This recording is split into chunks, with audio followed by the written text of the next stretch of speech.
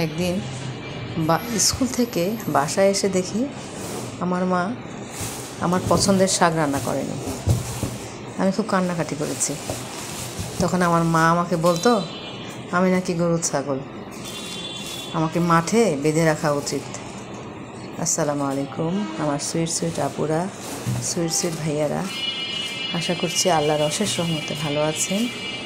আমিও ভালো আছি আলহামদুলিল্লাহ। আজকে রাত থেকে আমার ভিডিওটা শুরু করছি। সন্ধ্যায় একটু বাইরে গিয়েছিলাম এই যে মেশিনের তেল কেনার জন্য, যেয়ে দেখি দোকানটা বন্ধ। তারপরে কী করব, খালি হাতে ফিরে আসবো? দেখলাম ডাটা দেখে খুব খেতে ইচ্ছে করলো। যে শুটকি মাছ দিয়ে ডাটা দিয়ে আলু দিয়ে ভাজি করব। এই দেখুন আপুরা ভাইয়ারা, তারপরে ডাটা কিনে নিয়ে আসলাম। বাসায় একটু চিংড়ি মাছের শুটকি আছে, বড় মাছের চিংড়ি মাছ, সেই চিংড়ি মাছের শুটকি আর ডাটা কুচি কুচি করে আলু দিয়ে একটু মাখা মাখা করে ভাজি করব। আর এই যে কলা নিয়ে এসেছি, কাঁচা কলা এক হালি। বাসায় তেলাপিয়া মাছ, পাঙ্গাস মাছ আছে, দেখি কী মাছ দিয়ে রান্না করি। আর এই যে আরেকফেলে একটা ঝুড়ি কিনে নিয়ে এসেছি খাবার লাউটি রাখার জন্য। আগেরটা নষ্ট হয়ে গিয়েছে, তাই যে গেলাম যখন আরেকফেলের দোকানও সামনে পড়লো, তা ভাবলাম নর্মাল একটা ঝুড়ি কিনে নিয়ে যাই। এই যে আরেকফেলের ঝুড়িটা কিনে নিয়ে এসেছি।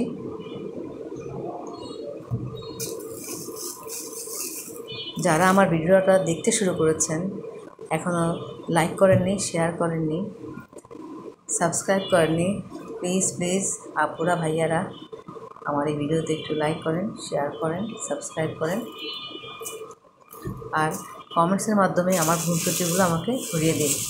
অনেক সময় আমার ভুল হয়ে যায়, আমার ভুলটা আপনারা ক্ষমা সুন্দর দৃষ্টিতে দেখবেন। সম্মানিত আপুরা ভাইয়ারা, সবাইকে জুম্মা মোবারক। এখন আমি আমার থালা বাসনগুলো একটু ধুয়ে নিব।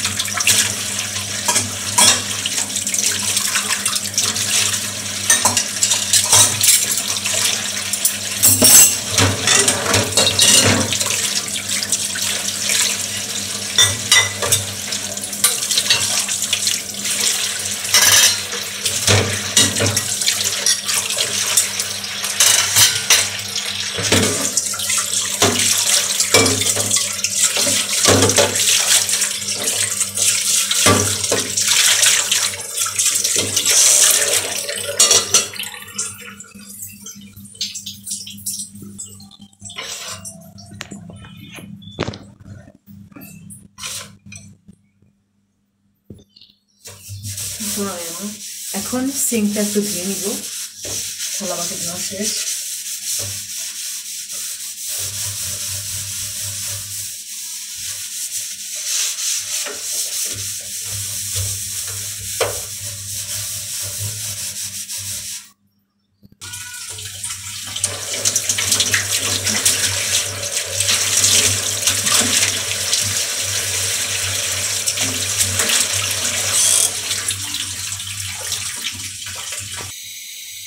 দেখুন ওরা ভাইয়ারা, এখন বাচ্চাদের জন্য নাস্তার আটা তৈরি করে রেখে তারপরে আমি দুপুরে রান্নার প্রস্তুতি শুরু করব। রাতে যে ডাটা নিয়ে আসছিলাম সেই ডাটাগুলো কেটে কুটে নেব, সবজি মাছ সব রেডি করে রাখবো। তারপরে যে ঘর গুছাবো, ঘরটার গুছিয়ে এসে রান্না চাপাবো ইনশাল্লাহ। এই যে আপুরা ভাইয়ারা, নাস্তার আটা তৈরি করে ফেলেছি। এবার এগুলোকে ময়াম করে রেখে দিব। যখন বাচ্চারা ঘুম থেকে উঠবে তখন আমি ওদেরকে নাস্তা বানিয়ে দিব, গরম গরম ওরা খাবে। এখন এগুলোকে ময়াম করব, মধ্যে ময়াম করে রাখবো। আমার সুইট আপুরা ভাইয়ারা সাথেই থাকবেন। এই যে আপুরা ভাইয়ারা, আটা আমার মাথা শেষ, এবার ঢেকে রাখবো, যখন বাচ্চারা উঠবে তখন গরম গরম পরোটা বানিয়ে দেব। এই ফাঁকে আমার প্রতিদিনের রুটিন, লেবুর পানি একটু খেয়ে নেব। এই যে 1 গ্লাস পানি নিয়েছি, একটু লেবু চিপে নিব খালি পেটে। আমি 10টা-11টার আগে কিছু খেতে পারি না, 10টার দিকে একটু ভাত খেয়ে নিব। এখন একটু লেবু চিপে খেয়ে নিব। সুইট সুইট আপুরা ভাইয়ারা, আজকে আমি পাঙ্গাস মাছ দিয়ে কলা দিয়ে রান্না করব। জন্য পাঙ্গাস মাছটাকে লেবু দিয়ে আর লবণ দিয়ে আধা ঘন্টা 1 ঘন্টার মতো একটু ভিজিয়ে রাখবো। তাহলে পাঙ্গাস মাছের যে গন্ধটা আছে সেটা থাকবে না, আবার স্বাদটাও বাড়বে। এই দেখুন, লেবুর খোসাটা আমি ফেললাম না, এর সাথেই রেখে দিব।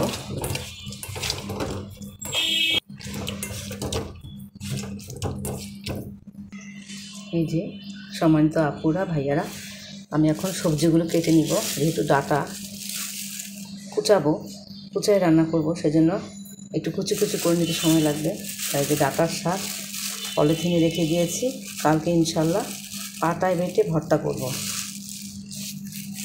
এখন এই সবজিগুলো আমি কেটে নিব অফ ক্যামেরায়, সাথেই থাকবেন। এই যে আমার আপুরা ভাইয়ারা, আজকে আমি কলা দিয়ে আর পাঙ্গাস মাছ দিয়ে রান্না করব।